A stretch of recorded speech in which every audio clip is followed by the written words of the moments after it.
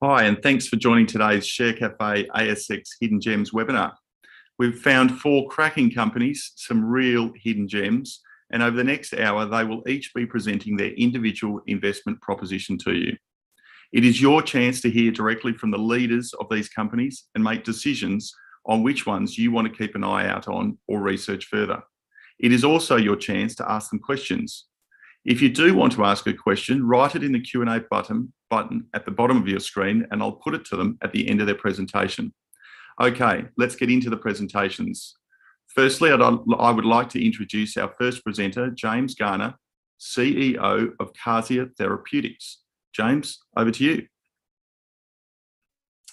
Ladies and gentlemen, good afternoon. As you've heard, I'm James Garner. I'm the Chief Executive Officer of Kazia Therapeutics. And it's terrific to be able to mark the beginning of the second quarter of 2022 here today on Share Cafe's Hidden Gems series. This is a really exciting period for our company, and I want to talk about some of what we're doing. You can jump ahead 2 slides, please. Just to begin by orientating everybody to Kazia, I know it might be a familiar name to some people on the webinar today and a new name to others. We are an oncology drug development company. We work in the business of developing new cancer therapies. And we have 2 drugs in our pipeline. Our lead drug, as you can see on the left-hand side of the slide here, paxilosib, that's currently in a phase 3 human trial for brain cancer, and particularly for a disease called glioblastoma, which we'll say more in a moment. Now, those who are familiar with biotech companies will recall that there are 3 phases in the human testing of new drugs. So a drug that is in phase 3 is near the end of the process, and we're expecting final data from that study next year, calendar 2023. So we're really getting to the business end of things here. We do have a second drug in our pipeline, EBT-801, in the middle of the slide.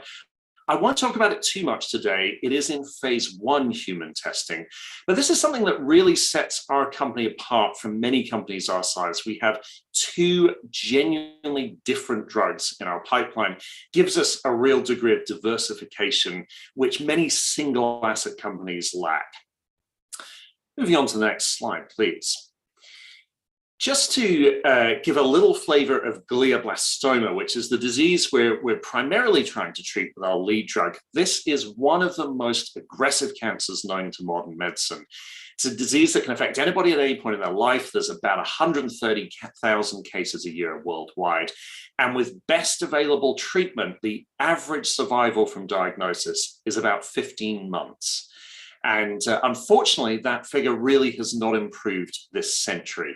And as you can see from some of the characters down at the bottom of the slide here, this is a disease that can really affect anybody at any stage. And although it's not as common as lung cancer or breast cancer or bowel cancer, this is still conservatively about a $1.5 billion US annual market. So very significant commercial opportunity for a company like ours. Next slide, please. We currently treat glioblastoma like this, and this is how it works just about every country in the world. We try to remove as much of the tumor as possible surgically. We then give these patients radiotherapy, and we then treat them with a drug called temozolomide. Temozolomide's a real old school chemotherapy drug. It's a pretty tough drug for patients to take. It's been around for 20-something years and now off patent, and just about everybody makes it. It's the only FDA-approved drug treatment for newly diagnosed patients. Trouble with temozolomide is it only works for 1 out of every 3 patients. And for those 1/3 of patients, it provides some benefit, but for the remaining 2/3, the drug is essentially useless. And those are the patients we're really targeting with paxilosib. Next slide, please. Now, paxilosib is part of a class of drugs called Pi3k Inhibitors. The reason I bring that up is because there are 5 FDA-approved Pi3k inhibitors already on the market. So this is a really well-tested, well-proven way of treating cancer.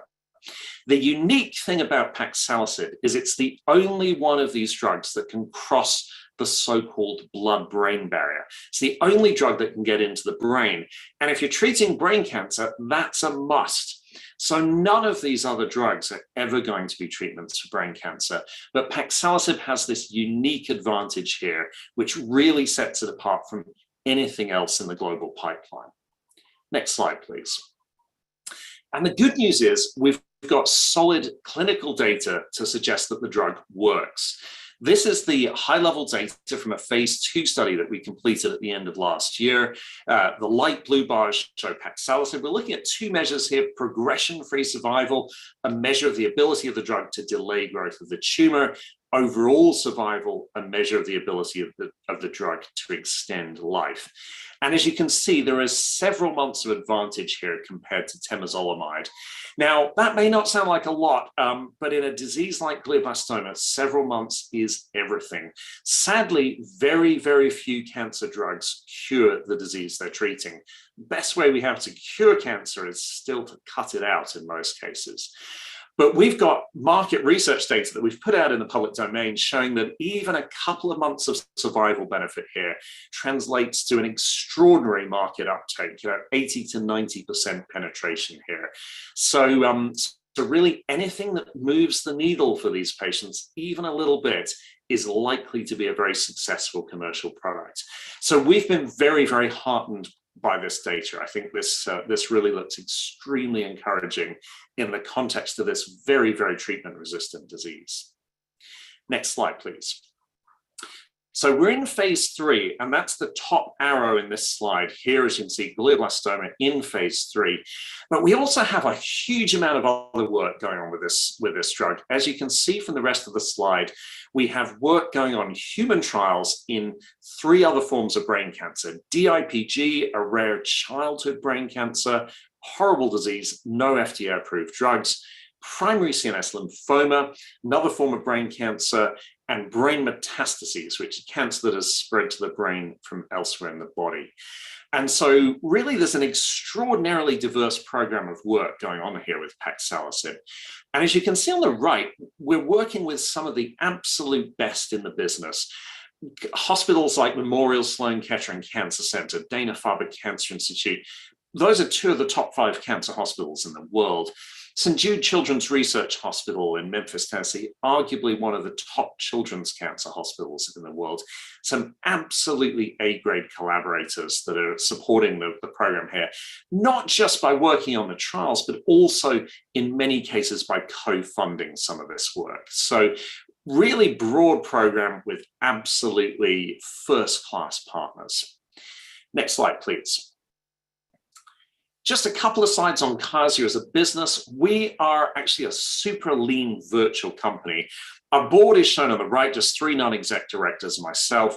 Our management team on the right of the slide here, 2 of us based in Australia, 2 in the United States. That really just reflects the weighting of our market and a lot of our trial activity. But we do have wrapped up in this relatively small number of people, an incredible depth of experience in international drug development. And so we really punch above our weight in terms of our resources, and about 80 cents out of every dollar we spend goes directly into our clinical trial activity. We don't run a huge head office and all those expensive indulgences. We spend our money on drug development. Next slide, please.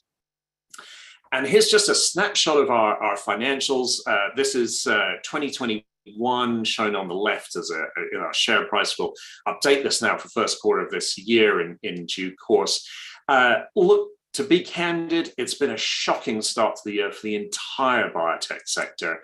But we're really quite comfortable here because at the end of the day, our market opportunity is driven by the patients who get our disease and how well our drugs work. None of those things have changed. And so we're really hoping and expecting for the biotech sector to bounce back in the second quarter. And we're in a good position to leverage that when it does. We have, as you can see here, some cash at bank that sees us through to fourth quarter of this year, and some really good quality, fundamentally driven investors on our register that have been incredibly supportive to the company over several rounds of financing over the last 3 or 4 years. Next slide, please. And finally, companies like ours live and die by the catalysts that we can deliver. And this is a very busy year for our company. Been a quiet start to the year, just frankly, because it's been an adverse market for biotech companies. But as we head now into the second quarter, there is an awful lot happening. We expect to be opening our phase 3 study in Europe and China over the coming months. It's already running in the United States and Canada. So this expansion will really give us access to a much broader pool of patients. It's recruiting gangbusters already, but I think this should really pick up the pace. And then, cut a long story short, lots and lots of data through 2022. Many of the studies that we're running will be reporting interim or in some cases final data. And this starts as soon as next week. We'll be attending the American Association of Cancer Research annual meeting. It's in New Orleans, Louisiana this year. First time it's in person for 3 years. And we do have several abstracts for both of our drugs that have been accepted there, as we've said publicly. So starting next week, we're going to be sharing new data from our pipeline. And I think that's really going to kick off, hopefully, a very, very busy second quarter for the company. So, ladies and gentlemen, thank you so much for the attention. As I say, an exciting time for the company. I'd be delighted to address any questions that come up. James, thanks. A great presentation as always, and definitely you love an MD who's excited about not just the company they work for, but the progress that company is making. An astute attendee to the webinar has asked the question, you've recently been to the US. What was the mood temperature from investors over there, and what were the common questions investors were asking? Yeah, look, it's fair to say this has been a tough start to the year. As one of the attendees has said, I was in the US just a couple of weeks ago. One of the analysts I met told me it was the worst start to a year he had ever seen in his career, and he's not new to Wall Street. We've got about 150 odd NASDAQ listed biotech companies right now that are trading at less than cash backing, which is really, really unusual. So it's been tough, and in fact, Kazia has in many ways got off lightly compared to many companies in the sector. There are companies that are down 80% off their highs. I think a couple of things really stand out for us. We were never overvalued in the first place. I think I would argue perhaps to the contrary. And so I think, that really helps. A number of investors point out that late stage companies like ours are really in a strong position here. We could be going to the FDA looking for a marketing authorization within the next 18 to 24 months. And that's very imminent for a biotech investor. So we're in a very, very different position from those companies that are still in the lab or still in very early stage trials. And finally, I think the quality of the work really stands out here. The kinds of hospitals that we're collaborating with, the rigor of our trial design, the quality of the data that's likely to come out of that. All these things really speak to investors. And I think as we move into the second quarter, I think everybody's hoping for a rebound in biotech, but it will be the quality companies that I think are favored there. And I think we really want to try and position ourselves to ride that wave. A question here around the number of brain cancer sufferers. Is that up relative to cancer sufferers, sort of more general numbers? Yes, sad to say, brain cancer and glioblastoma in particular is getting more common. And nobody exactly knows why. It may be that we're getting better at diagnosing it. The people have suggested everything from how often we fly in airplanes to cell phone usage to you name it. Nobody exactly knows because we don't really understand the causes of this disease fantastically well. But yes, this disease is getting more common.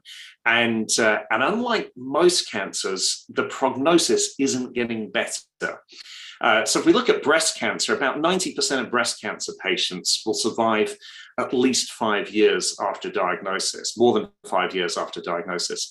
With prostate cancer, we've got really very good at treating that for most patients, such that people even say now that patients are more likely to die with prostate cancer than from prostate cancer. But we haven't made any real progress in brain cancer. So this is this is a growing problem. It's something that we, as an industry and as a medical establishment, we really need to turn our minds to.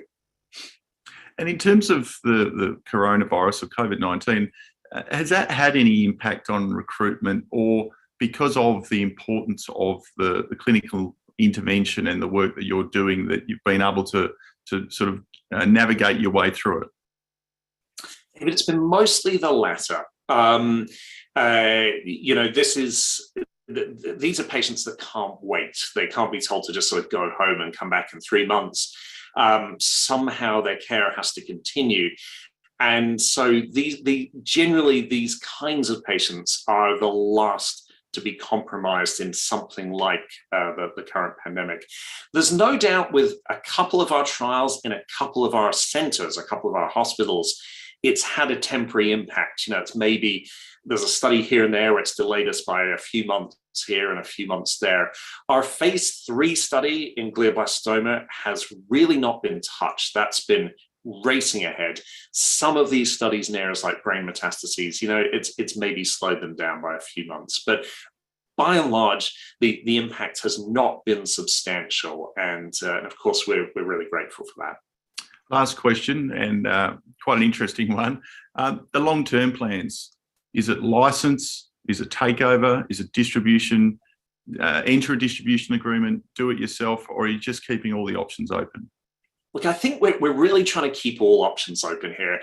We've got exactly 2 objectives for Paxalis. And one is that we really think this drug offers something to patients. We want to make sure that patients get access to it everywhere in the world.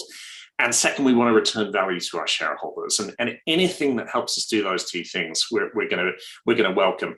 We actually already licensed the China rights to this drug to one of China's leading pharmaceuticals last year. We got $11 million in the upfront payment, up to $281 million in milestones and high teen royalties on that deal. One of the better oncology partnering deals ever done in China, if I may say so. So China, we've already taken the licensing route. We've kept other territories open just because we think this is going to be a much, much more valuable drug with phase 3 data. But we're always having those discussions, both internally and with potential partners. And I think at the moment, we're just keeping all our options open. A company keeping all its options open with plenty of news flow and moving right into really important stages of your drug development. James, thanks for a great presentation. Thanks so much, David. Now, I'd like to introduce Paul Bibby, Managing Director and CEO of Akora Resources. Akora stock code is AKO. Paul, the floor is now yours. Thank you very much, David. Afternoon, everybody, or good morning if you're in Perth. Thank you. At Akora Resources, we see a premium grade iron ore future with a low capital cost, low operating cost, direct ship ore, DSO startup. Next slide. We have 3 project areas in Madagascar, which is our focus for the iron ore that we have. 2 initial projects that we had, Tatra Marina and Ambody Lafa, are now our future focus. And since acquiring those, we've got Beki Sopa, which is our focus project in south central Madagascar, some 250 kilometres from the port towns of Toliara and Morombe. The attraction for Beki Sopa is the outcropping iron ore along the 6-kilometre strike at surface, the image in the top left-hand corner of the slide. Those lumps of iron ore at surface, quite significant lumps, but also some finer ones, are grading 66.7% iron. And in the trenches that cross the 6-kilometre strike, in those trenches, we can see both lump and fines iron ore, the 2 main products for the blast furnaces, grading again around 64 to 68% iron. And at Beki Sopa, it's because of this that we see a low capital cost, operating cost DSO startup, focusing on both the outcrop and the weathered zone iron ore. Next slide, thank you. On the right-hand side of the screen is the magnetic intensity image. We walked the ground, some 400 kilometres, 50-metre spacings, and what we see from that work is a very intense magnetic anomaly over 6 kilometres of strike from north to south on our tenements, are the very red and orange intense area there. Over the top of that are the green dots for our drilling. We've drilled 63 holes in the last 15 months for some 6,000 metres drilled. And this has confirmed that the iron mineralisation at Becky Soper continues below the high-grade outcropping rocks at surface to depths of 300 metres down dip and still open at 300 metres, along the full 6 kilometres of strike length and across the widths of the strike up to 750 metres, particularly in the south, and true thicknesses of the iron formation of 50 to 170 metres across and down dip. These results indicate a significant iron ore body, and when you consider we've only drilled some 30% of the 6 kilometre strike, there's a lot more to be proven over time. And these results are only on our main tenements. We have other tenements 10 kilometres to the southwest, which we have yet to do work on. So quite a promising future at Becky Soper. Next slide, please. Next two slides are looking at some of the cross sections from the drilling. This is a cross section in the northern zone. The pinky brown colour there is the iron formation, a true width of 67 to 70 metres in thickness, down dip to 300 plus metres below surface. And at surface, we're seeing high grade iron ore, 64% grades there on those two drill holes. The benchmark grade that we hear the iron ore price about is for 62%. And currently that's around about $155 a tonne. So for 64% DSO, you get a premium over and above that benchmark grade. And our plan is to selectively mine this high-grade surface zone as the startup at Becky Soper. Next slide, thanks. A cross-section in the central zone. The iron formation is not dipping as steeply. It's still dipping to the west. Thickness there of 70 metres. It's open at surface and at depth. And the structure is ideal for a low-cost, low-strip ratio mining operation. Next slide, please. Last week, we announced the first half of the maiden resource at Becky Soper. This resource is only focused on the northern and central zones and has been completed in 15 months since we IPO'd on the ASX. The total resource is 84.5 million tonnes at a concentrate grade of 67.6%. So a premium grade product for that 84.5 million tonnes and a Davis tube recovery result of just on 40%, which compared to existing operations and developing projects is a very good number. Often it's half of that, which is a good result for us, and it means less tonnes mined for each tonne of product produced. As I mentioned, the first half of the resource is only on the north and central zones, where we have drilled 25 of the 61 drill holes that intercepted iron ore. The southern zone exploration target is estimated by our consultants to be between 50 and 100 million tonnes at comparable grades and recoveries, and we expect to announce that in the coming weeks. And we're looking at a number probably around the 80 million tonnes in that southern zone. Next slide. Again, we've gone back to the magnetic anomaly, the drill results there in the high intensity magnetic zone there. Taking that across to the central image, which is a plan view of the geological interpretation of the resource. The north and central zones were reported, both around 40 million tonnes each. And if you look in the bottom there, the area of the southern zone is significantly larger than the northern and central zones. And that's why we're expecting quite a significant maiden resource result for the southern zone. Next slide, thank you. This is also another image, an oblique view, to give you some size of the volume in these areas. The northern and central zones there on the left-hand side, again, around the 40 million tonnes. The green crosses and lines are the drill holes and the drill hole results. And what you can see there is that the expectation is for more resource at depth, but also to the west in both the north and central zones. But looking at the southern zone, where we're going to report in the coming weeks the resource, it is a larger surface area and quite a significant cross sections. We're seeing cross sections there of 150 to 160 metres. So quite a large resource is expected from that southern zone. Next slide, thanks. In parallel to the drilling work over the last 15 months, we've also conducted product grade trials. These are trials where we've crushed the drill core to 2 millimeters, which is a fine iron ore product, and we've crushed it and ground it finer to 75 microns. And what we're seeing are high to premium grade products at coarse sizes relative to existing operations and developing projects. On the left-hand side are drill core results there for one of the composites going down to 37 meters below surface.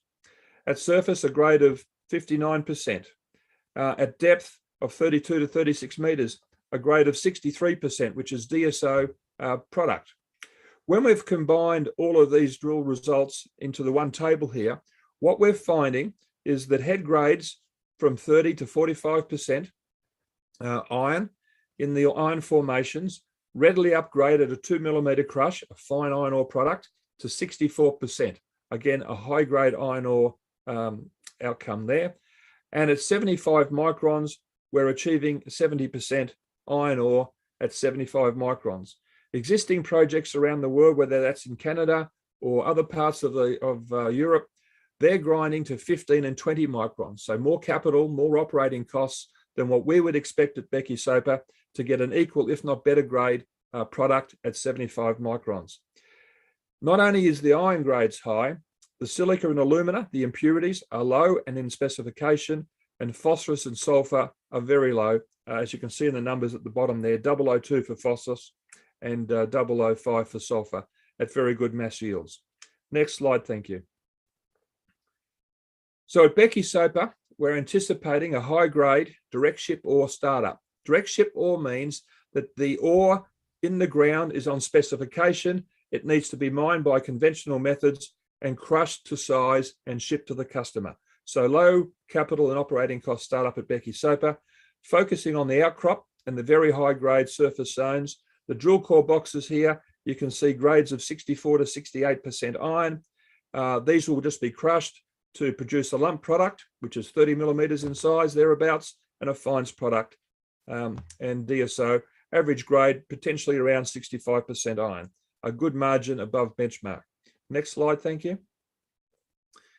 After producing the product from the high grade areas using selective mining, we'll then move into the lower grade iron ore that we're seeing a cross strike and a long strike.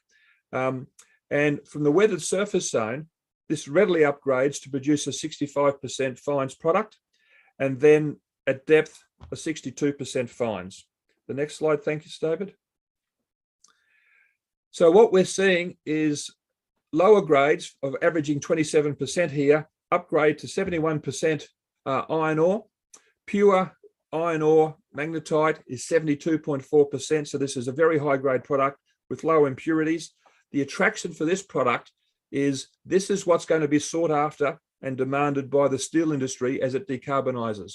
So Akora is very well placed to feed the green steel future. So I think, is that the end there, David, for me? No, keep going if you've got a few more slides. Okay. Excellent. So the next slide, thank you. So what's next? We've proved up half the resource at 84.5 million tonnes, and there's more to prove. The southern zone will be out shortly, and the target is between 50 to 100 million tonnes there. We'll then do further mineralisation and resource work over the year, but importantly, we'll start studies. Now that we know what the size of the ore body is, we'll start doing the studies on transport logistics, the port, mining and processing, operating and capital costs, and power, which likely in Madagascar will be solar energy. We'll also do some geological work on the near Becky Soper tenements, which has got the potential to expand the resource beyond what we've already reported and better understand the opportunity for Akora to provide the green steel future. The last slide, please. So in the resource that we've already reported, we're seeing 64% iron at surface, which is potentially DSO, higher than the benchmark grade of 62. We can produce a high-grade fines product at a crush size of 2 millimeters and a premium grade product better than 68% at a 75 micron size, which is coarser than most with extremely low impurities. On the top right-hand slide there, it's the iron ore price over this year. You can see it's improved quite substantially for all grades of iron ore, 58, 62 and 65. Our attention is the 65% iron price, which at the moment I think is about 185 US dollars a tonne, which would be a wonderful price if it is maintained over the next years as we bring Becky Soper into operation. So thank you everyone for your time. Thanks, Paul. A great presentation. Question without notice, a high-grade iron ore project, outcropping with significant resource and mineralisation upside. Yeah. How do you get your hands on a project like that in the first place? Very good. My colleague John founded the company. We had those projects on the East Coast. It was hard to get funding for those sorts of projects because they typically have higher capital and operating costs. So John is a prolific reader. He was aware of the history of Madagascar and the iron ore project, which was sought after by some European countries during the First World War. He then did some more digging and found that the tenements were owned by a Canadian, US company. Their focus was on coal. He made an offer to acquire those tenements, and which is what we've done. And recently we completed the deal, and then focus in shares. I continue to be a shareholder because I like the opportunity and the future prospects for the company. So by doing some reading and then by doing some good research to track down the owners of the tenement, it's been very beneficial for all of us. Oh, and clearly further opportunities ahead. Yes. In terms of, and I know the studies haven't been done, so this is a very conceptual conversation, but getting the product to the coast and the best port to ship from, has that been thought through, or is that the work to be done? Very preliminary work, David. We've travelled the ground to look at it. We understand Toliara is a port now. It's a port for a range of products, including mining products, but also Morombe, which is further to the north and probably a more direct route for our project. This is the main study we have to do this year. It's one of the questions I get asked the most. What are the logistics like? Because moving tonnages of iron ore is really a logistics project as much as a mining project.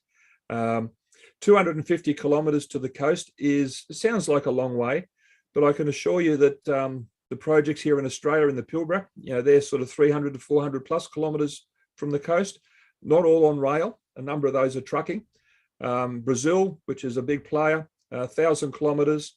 Kumba in South Africa, 700 to 1,000 kilometres. So there'll be obstacles in that 250 kilometres, but relative to others, achievable. And a final question, offtake. When do groups, maybe for to educate the audience, when do groups from an offtake perspective start talking to yourself about potential offtake, and how positive do you think that interaction will be? I can only speak about my experience with Becky Soper. They typically start as you're getting close to announcing your maiden resource, because the maiden resource is the definitive result from all of the drilling and exploration work. It identifies how many tonnes and what the grade is and what the opportunity for products are.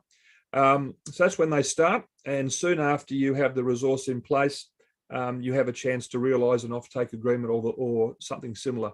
So that's, for us, is quite a major milestone. And those discussions we hope will be progressing, and something might come from that. Thanks, Paul. A great presentation, a really interesting project that I think shareholders will continue to watch with interest over the coming months ahead. Akora Resources, stock code AKO. Thanks for your time, Paul. No, thank you very much, and appreciate everyone's support and interest. Thank you. I'd now like to introduce Colin Skidmore, CEO of Stelar Metals, ASX SLB. He's our next presenter. And Colin, the virtual floor is yours. Hello, good morning, everyone. Good afternoon if you're on the East Coast, where I am. And welcome to my little world at Stelar Metals. Stelar Metals is a very new exploration company focused on battery metals. We listed a couple of weeks ago on the ASX. Can we slip past a couple of slides? Disclaimer, of course. So as I say, we are very new, and we have a dedicated focus on battery metals. We feel that this is a very important area to be in. From an economic perspective, this is in very high demand, And it's required for this clean energy transition that the world is screaming out for and desperately requires. We have a number of projects. They're all focused in South Australia, which is one of the best places to be if you're in the battery metal space, particularly in copper and zinc. Something like 65%, 68% of all copper actually comes from South Australia and the Australian reserves there. Our board and management's got lots of experience, and we'll go through this in a little bit more detail. But maybe let's just jump across the next slide and continue. So, as I say, we're a brand new company. We listed on the 18th, I think, of March, and we put out about 50 million shares at 20 cents. Our share price, I've watched just now, it's around about 30 cents at the moment. And this really is just underpinned by the fact that people recognize that battery metals is a really important place to actually be. We managed to raise our maximum subscription of $7 million, which provides us with plenty of cash to get out there and actually do some work. And we have an enterprise value, which is quite low at only $3.2 million. We've got some interesting spreads of shareholders and some good people behind us that will allow us to continue forwards with this company. Next slide, please. Okay, so the projects. So we tried to pull together a balanced portfolio of projects. These have mostly been acquired over the last 5 years or so by Stephen Biggins, who's our chairman. Stephen and I used to work together at Core Exploration, Core Lithium, where he's still the CEO. I left a number of years ago just so we're getting into lithium. But we've always been picking up tenements like these when they get dropped. The area within the Gawler Craton and the Adelaide Fold Belt in South Australia, as I said earlier, was where most of the copper actually comes from. It's the place of the big boys. So BHP, Oz Minerals, FMG, bigger explorers like Coda, DGO, they're all out there. Brilliant on the zinc side of things. So we have some projects which are iron oxide copper gold, like Evelyn Dam and Torrens and Gunson. Sedimentary copper, and in South Australia, there is a big push for sedimentary copper because the geological situation and environment is very similar to Central Africa, where you have these large sedimentary copper deposits in the DRC and places like that. And then on the zinc front, we're looking at the Adelaide Fold Belt. We're close to Beltana, which is one of Brillia's projects, and we have some carbonate-hosted projects that are over there. For the exploration budget, there's about $5.7 million, which is allocated for the next couple of years. And of course, we need some money to keep running the company. Next slide, please. So why battery metals? Well, each one of those little electric cars that we drive around has got about 94 kilos of copper. All the windmills that we need to run things, to join things together, requires those transmission lines. That's a large amount of copper that is required. And there are some big mines in Chile. There's some big mines here in South Australia. But in general, there is a big shortage. And because of that, the copper price has been going up. Combine this with the fact of other global current events. We pick up the news every day. And there is a big requirement to source this materials which are quite strategic locally, and make sure that there is that strategic supply. Now, zinc we've also included here. Zinc is an interesting one. I used to work for Pasmenco. We used to be the largest zinc producer back in the 1990s. And, it's used for galvanizing, and it really had sort of a bit of a checkered past. But these days, zinc has potential as a new battery metal. There's a number of companies, if you do some Google search around, countries like Zinc Air, are producing or trying to produce new forms of batteries which don't use lithium, and it'll hold a charge longer, it'll hold a bigger charge, and more importantly, once it gets punctured, it's nowhere near as volatile as what lithium is. So, it could make a much safer car and way to go forwards. This is new technology, it's still emerging, it's not quite there yet, but we believe that it could be an important part of the future. We're not necessarily constraining ourselves to copper and zinc, and very keen to look at all sorts of other projects along the way. But for initially, these are the ones that we're going to be looking at. Next slide, please. So this is who we are. So Stephen Biggins, who's the chair of this company and the CEO of Core Lithium. Core Lithium's done rather well in the last year or so, and are about to go into production producing lithium with some takeoffs with Telstra. Tesla. I'm the Chief Executive Officer, very much an exploration geologist, and have been around in South Australia for the last 30 odd years. I've been the Vice President of Uranium One, a big global uranium company, and had projects all over the world, but home has always actually been South Australia. We have Jeffrey Webster, who's an engineer, South Australian, and it's good to have someone who's an engineer because they do put a bit of guidance and rigor to us more airy-fairy exploration geologists. Will, though, is an exploration geologist, and he's on the board and is the CEO of Todd River. And then we have Jack, who's our company secretary and CFO. Over the page, please. Okay, so we've got a fully funded exploration program which we've set up for the next couple of years. Over the first quarter, I've been working hard on the land access, regulatory approvals, and we hope in Q2 to start drilling at some of our projects, to start building up some of the other projects by collecting geophysics, soil surveys, mapping, as appropriate to generate up those targets. And by the time we get to the end of this year, it's really going to have to be take stock. What were the results of that drilling programs that we've had in the first part and even in the latter part of this year? And we also will be looking at other projects as they come to mind. And I've already had a couple I've got to look at the moment. So it's exciting times, and especially for a new company. Next slide, please. Okay, we can skip this one. Let's go straight into it. Now, so we have 5 projects. Really, I'm just going to focus on 2 today. Let's start off with Evelyn Dam. This is probably the largest untested gravity anomaly in the Gawler Craton. It was previously a BHP project. They picked up the project. They spent a rather large amount of money buying it off Archer. They collected some more geophysics. They refined up the target. And as big companies do, they change tactics. Boardroom decisions are made in London and long places away without really reflecting on an individual project. So this one got dropped. At this point, Mr. Biggins, our CEO, picked it up, chairman, rather picked it up. And he went into a joint venture with Rio Tinto, who were also interested. So it's a large gravity anomaly. It's big. It's about 5 kilometers in diameter.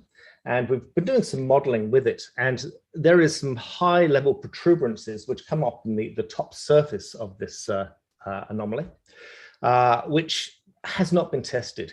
Rio Tinto, when they did a joint venture with Stephen, did manage to drill one hole, but they drilled it vertically and they didn't really pay a great deal of attention, particularly with the refined model. The modeling they used was just on filtered data and using relatively low power computing, whereas nowadays, just a couple of years later, some high-tech stuff is around, so 300 CPU computers are quite standard things to process this data. So we have a new hole that's been planned, but let's have a think about the actual hole that was drilled. So this was drilled about 2 kilometers from where the gravity anomaly is, but it still managed to get in the upper sequences. There was visible native copper. There was reduced zones in a hematized Pandura sandstone cover. But when you come down into the basement, we start to see zones of sericite, chlorite, hematite alteration, and then large veins of fluorite and pink carbonate, all very indicative of being in a distal position from an iron oxide copper gold mineralizing system. Now, Olympic Dam and Carrapateena, they're 50, 100 kilometers more away from where this is. So this is not just something that's reflected from that. This is something which is local there. The magnetic data set, we have some cross-cutting later dikes. They're known as the Garner dike swarm in South Australia. These have all been disturbed as they were later intruded into this area, and they wrap around and are completely disassociated with the gravity feature. Again, just for emphasizing that there is something which is there unanswered that has never been tested. So it's a bit brave on a brand new exploration company to not go and just drill a couple of meters from the pit walls and with some shallow cheap drilling. We're going to put in a deep diamond hole into this to test it once and for all. And it's high risk, but the returns are potentially very, very high. It's a 100% owned project. All of our projects are. And this one has got all the heritage clearances and agreements in place already for multiple drill holes.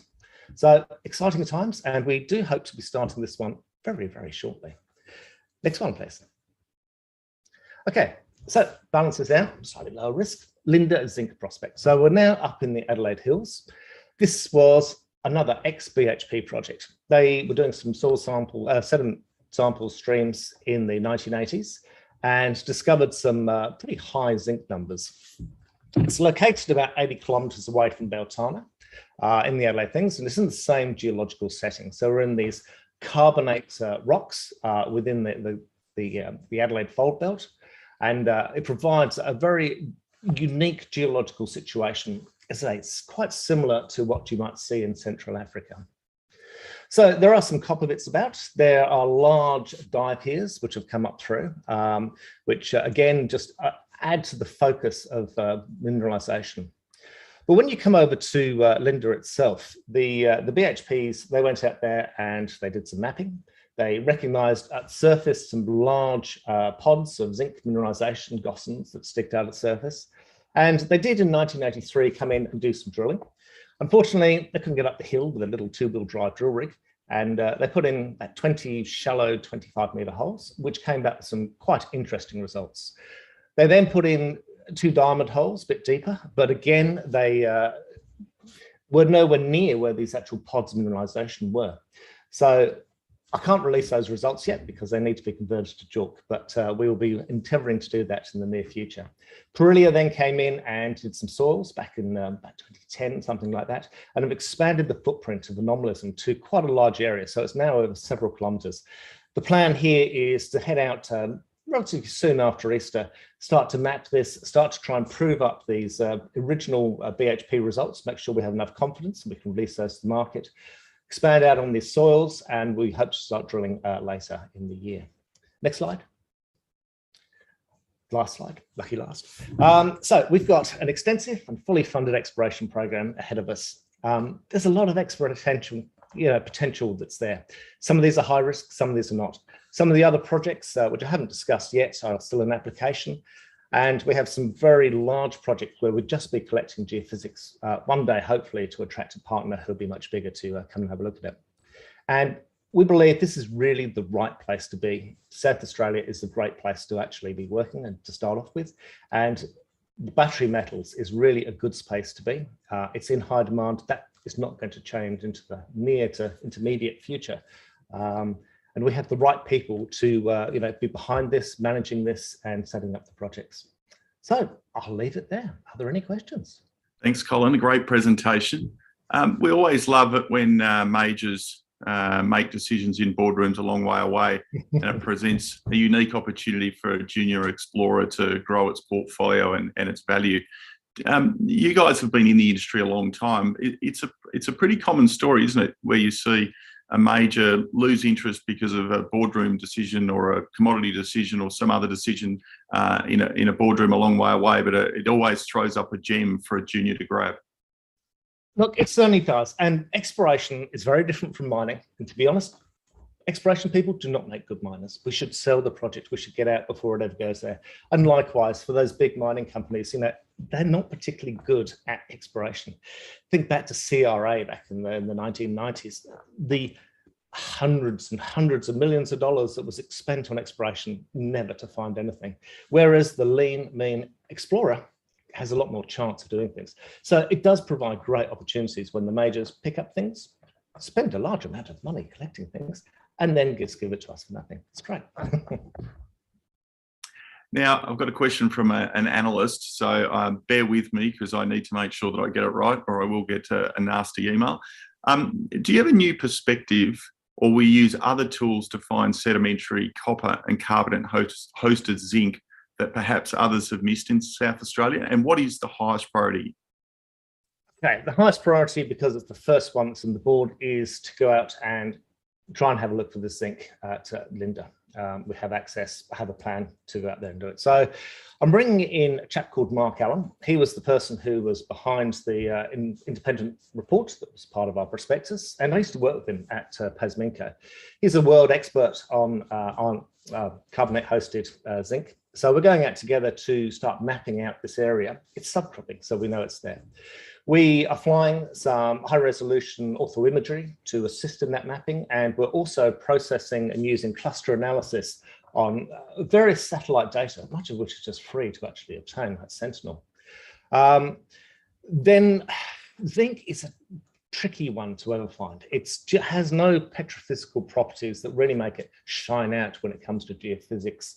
And really, it's a case of good mapping and like RC drilling doesn't really work that well. So diamond drilling, because of voids and whatever else, is a much better technique to actually be using. That said, some gradient IP could have some potential, and we're working with a chap called Dave McGuinness, who's assisting with all the geophysics as to if there's any good techniques there. On the sedimentary copper, it's early days for us. Unfortunately, most of the ground in South Australia has kind of been blocked off by the South Australian government, who are running a whole number of studies themselves, including drill programs, to build up the whole South Australian story when it comes to sedimentary copper. So yeah, it's a case of watch this space. Focus at the moment is on the iron oxide copper gold and the carbonate zinc. Now, it was a project picked up by a major, and as you say, majors don't necessarily always make good explorers. Do you think the majors, given the nature of the project, keep an eye on what you and others in the area are doing, particularly what's occurring in South Australia through sedimentary work and other mineral expansion? I would like to think they did, and it's somewhat remiss if they don't. Surely any business will be looking at, what's going on in your space and contemplating what is the time that you actually approach someone to buy in. If you're dealing with landholders, maybe you have to buy a pastoral station. If you do that early in the piece, but what is that perfectly right time to actually do it? At some point, if you're going to a mine, you're probably going to need that property. If you're looking at the explorers, at some point you need to think about when it is you want to come in, and hopefully that answers it. Thanks, Colin. A great presentation. Stelar Metals, the one to watch, stock code SLB. Thanks for your time. Thank you. Last but by no means least, we have Mai Hughes, CEO and co-founder of the recently listed Foodie Box, ASX code MBX. With some big announcements in recent days and strong share price appreciation, this will be a presentation you will not want to miss. And for full disclosure, after yesterday's announcement, I did buy shares in the company. Mai, I hope that helped. Over to you. Thanks, David, and welcome everyone to my Foodie Box. As David mentioned, my name is Mai Hughes, and I'm the CEO and co-founder of the company. Before I go on, I just want to give you a brief overview of who we are. My Foodie Box is a meal kit company. We currently source and provide premium and quality ingredients to West Australian households with a strategic expansion plan into the East Coast by the second half of this year. David, if we could skip to slide 3, please. Thank you. Let me quickly step you through our value proposition. My Foodie Box meal kits are about convenience, provenance, quality, and eco-friendly. We help Australian families save time in the kitchen by removing the meal planning and the grocery shopping from their daily chores. They don't have to think about what's for dinner anymore, and they feel good about supporting a local business that genuinely helps them reduce food waste, but also helps them eat fresh, local, and healthy meals. My Foodie Box only uses local ingredients sourced from ethically responsible local farmers and producers, and we pride ourselves on being eco-friendly. All our packaging is either compostable, recyclable, or reusable. And we also offer a unique milkman service where we collect the old box when we deliver the new box to our customers. Next slide, please. So to summarize, my Foodie Box was really built on 3 core principles. The first one was a focus on provenance. The second one being eco-friendly. And finally, offering a healthy and convenient product.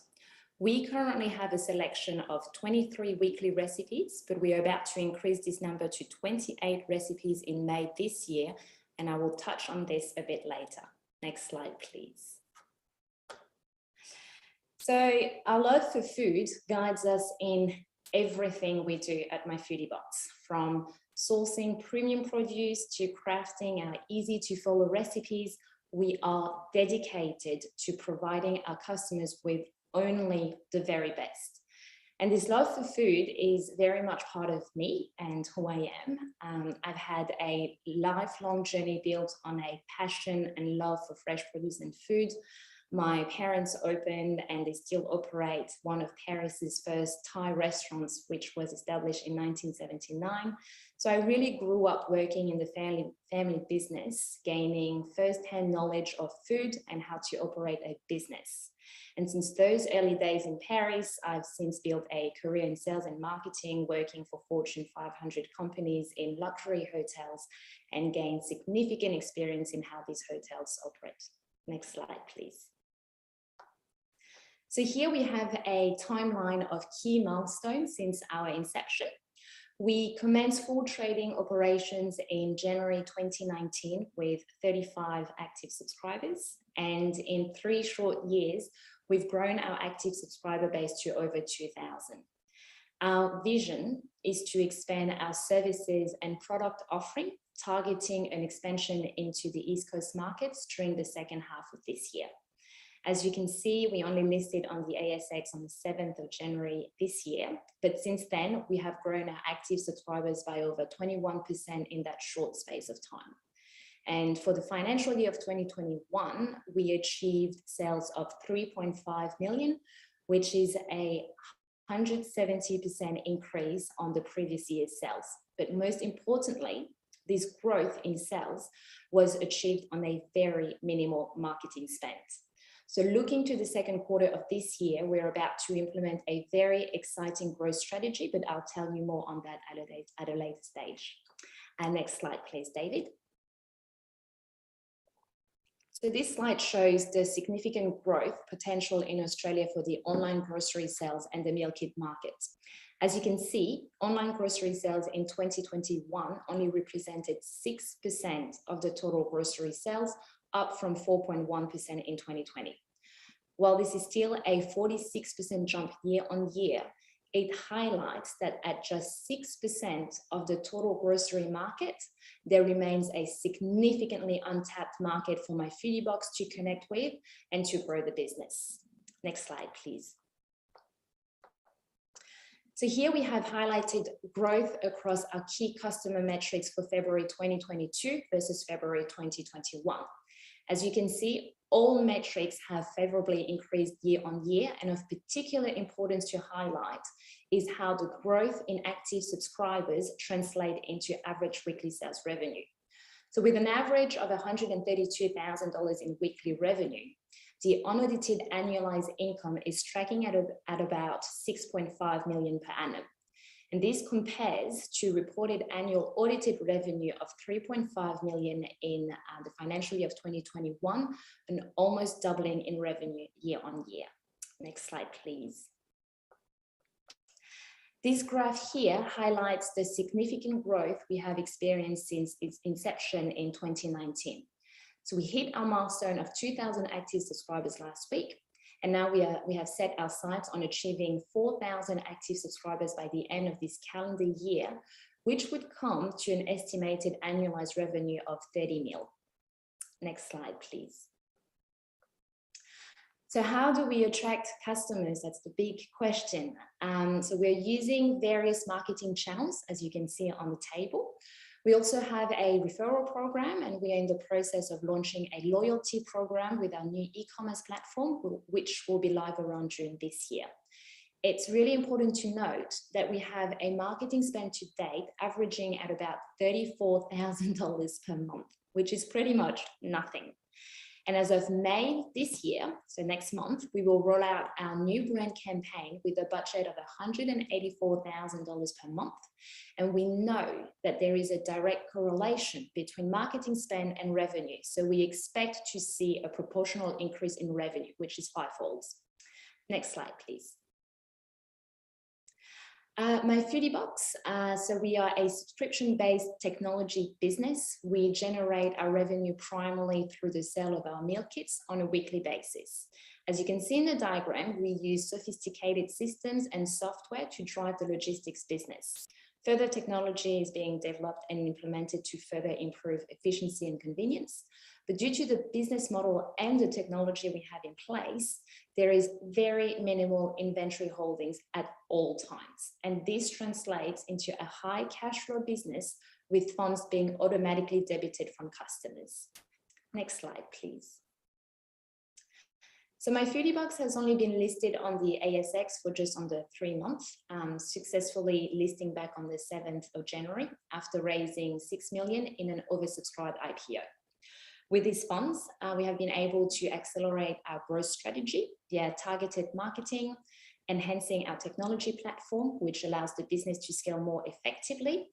And the funds from IPO have also been used towards a new app, which I am very excited about because I know that a lot of our customers are waiting for it, but the launch is imminent. So unfortunately, I can't talk about it right now. Next slide, please. So of particular importance to our growth strategy is our cornerstone investment with Magnet Investments, the parent company of Thermomix Australia, holding about 15% of the company following a strategic 2 million cornerstone investment. As announced yesterday to the ASX, we will be launching in May a Thermomix box, initially for Perth Metro customers. National expansion of my Foodie Box is planned for later this year, at which time we will be very excited to launch out the Thermomix box to the rest of Australia. What this means is a massive growth opportunity for my Foodie Box when considering that over 500,000 Thermomixes have been sold in Australia. And we are very excited knowing that from May, approximately 500 highly engaged and very, very enthusiastic Thermomix consultants in the Perth metro area will be using the Thermomix box to further enhance their Thermomix customers' experience. This is a huge opportunity for my Foodie Box, and I can't wait to keep you updated on how this rolls out over the next coming month. Next slide, please, David. So now I'm about to run out of time, but I'd just like to say that our board is highly experienced across the hospitality, technology, and corporate sectors. We've got our executive chairman, Mai Hughes, who is also chairman of Pitcher Partners Perth and has over 30 years of corporate experience. Non-executive director Guy Perkins has over 25 years of experience in the global IT and brings to us a cutting-edge knowledge of IT. And remember, this is a food tech business with an emphasis on tech. And we've got non-executive director Shane Wee, who has extensive ASX experience, having worked in the financial services industry for the past 28 years. And he is ensuring that we are keeping the market well informed. Next slide, please.